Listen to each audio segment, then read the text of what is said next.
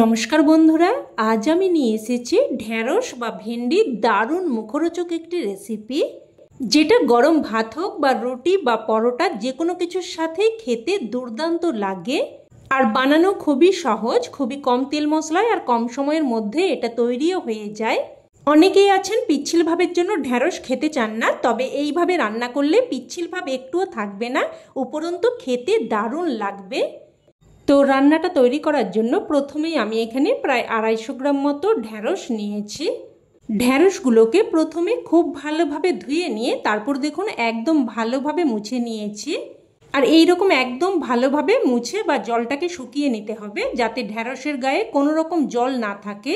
এতে করে কি হবে, ঢ্যাঁড়সের মধ্যে পিচ্ছিল ভাবটা কিন্তু একদমই থাকবে না। এবার ঢ্যাঁড়সগুলো আমি কেটে নেব। তো দেখুন ঢ্যাঁড়সগুলোকে এইভাবে ছোট ছোট টুকরো করে কেটে নিচ্ছি। খুব বড় সাইজ করে কিন্তু কাটার প্রয়োজন নেই, এইভাবে ছোট ছোট টুকরো করে কেটে নিতে হবে। তো একই রকমভাবে সমস্ত ঢ্যাঁড়সগুলোই কেটে নিয়েছি। এবার এগুলোকে একটা প্লেটের মধ্যে উঠিয়ে রাখছি।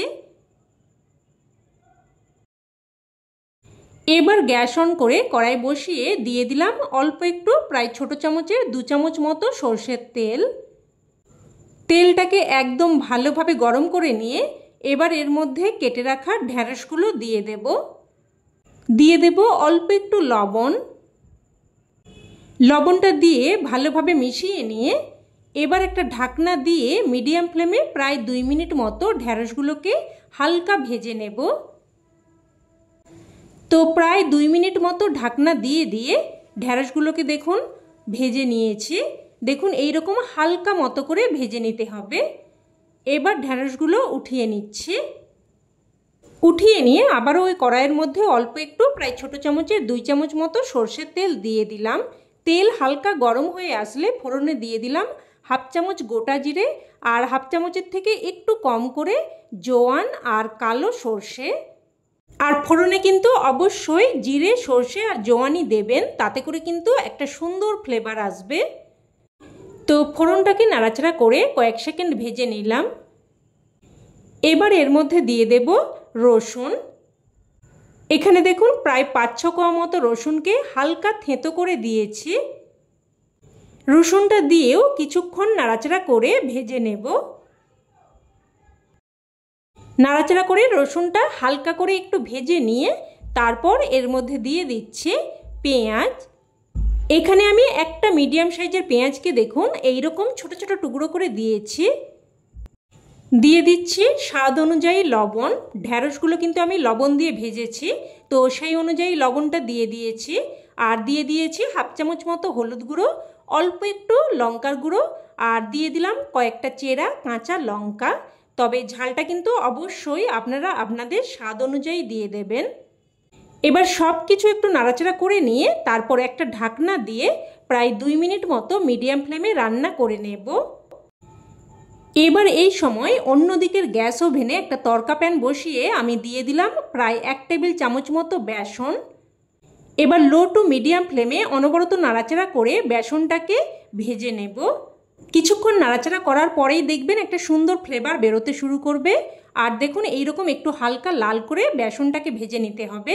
মোটামুটি বেসনের কাঁচা গন্ধটা চলে যাওয়া অবধি কিন্তু ভেজে নিতে হবে। তো এটাকে আমি একটা পাত্রের মধ্যে উঠিয়ে রেখেছি। এবার এদিকে কিন্তু ঢাকনা দিয়ে প্রায় 2 থেকে 3 মিনিট মতো রান্না করে নিয়েছি। আর দেখুন পেঁয়াজ, লঙ্কা এগুলো কিন্তু হালকা ভাজা মতো হয়েছে, খুব বেশি লাল করে কিন্তু ভাজার প্রয়োজন নেই। এবার এখানে ভেজে রাখা ঢ্যাঁড়সগুলো দিয়ে দিলাম।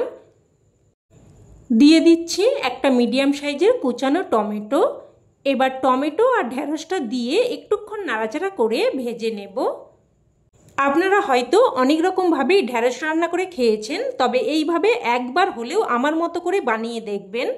খেতে কিন্তু অসম্ভব টেস্টি হয়, সকলেই খেয়ে খুবই প্রশংসা করবে।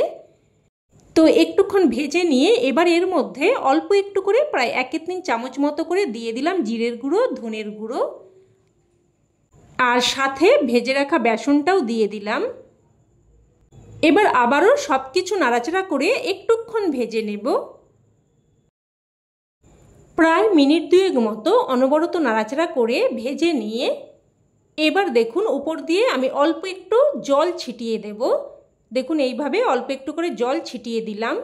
হালকা করে একটু নাড়াচাড়া করে নিয়ে আবারও একটা ঢাকনা দিয়ে মিডিয়াম ফ্লেমে প্রায় 2 থেকে 3 মিনিট মতো রান্না করে নেব।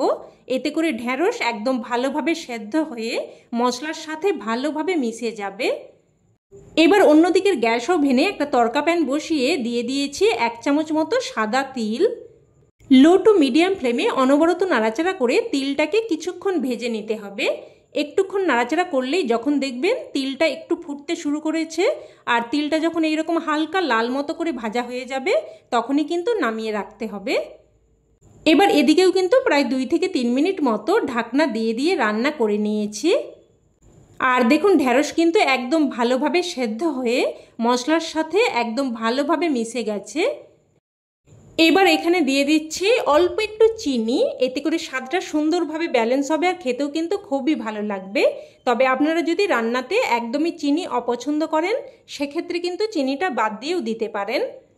তো চিনিটা দিয়ে ভালোভাবে মিশিয়ে নিয়ে এবার এখানে ভেজে রাখা তিলটা দিয়ে দিচ্ছি। আর এই তিল খাওয়ার সময় যখন মুখে পড়বে খেতে কিন্তু বেশ ভালো লাগবে। এবার এখানে সবশেষে দিয়ে দিলাম অল্প একটু গন্ধরাজ লেবুর রস। তবে আপনারা গন্ধরাজ লেবুর রসের পরিবর্তে পাতিলেবুর রস বা আমচুর পাউডারও কিন্তু ব্যবহার করতে পারেন। তবে যে কোনো একটা অবশ্যই কিন্তু দিয়ে দেবেন, তাতে করে রান্নাটা খেতে বেশ মুখরোচক হবে। তো তিল আর লেবুর রসটা দিয়ে মিশিয়ে নিলেই রান্না কিন্তু একদম তৈরি। এবার এটা গরম ভাত হোক বা রুটি যে কোনো কিছুর সাথে পরিবেশন করতে পারেন, খেতে কিন্তু জাস্ট ফাটাফাটি লাগে। তবে আমার কথাই নয়, অবশ্যই এইভাবে আপনারা একবার বানিয়ে দেখুন, তারপরেই কিন্তু আমাকে কমেন্টে জানাবেন খেয়ে আপনাদের কেমন লাগলো।